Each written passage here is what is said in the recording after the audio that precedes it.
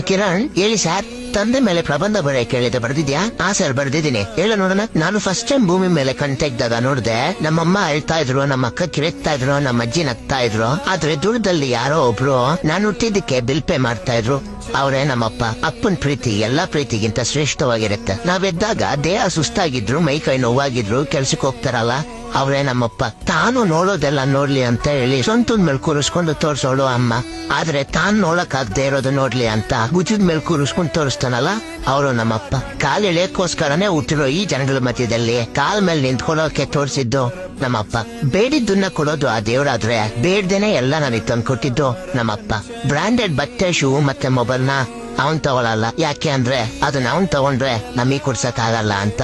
ಅವನೇ ನಮ್ಮಪ್ಪ. ಸಾಯೋವರೆಗೂ ಅವ್ರು ಸೇವೆ ಮಾಡಿದ್ರು ಅವ್ರ ಋಣ ತೀರ್ಸೋಕಾಗಲ್ಲ. ಅವನಿಗಿಂತ ನಾವೆಷ್ಟೇ ಎತ್ತರ ಬೆಳೆದ್ರು ಕಾಲಿನ ಧೂಳಿನ ಸಮ ಆಗಕ್ಕೂ ಆಗಲ್ಲ. 106 ಕವನಗಳು ಹೇಳ್ತವೆ ಅಮ್ಮನ್ ಪ್ರೀತಿ. ಕವಿ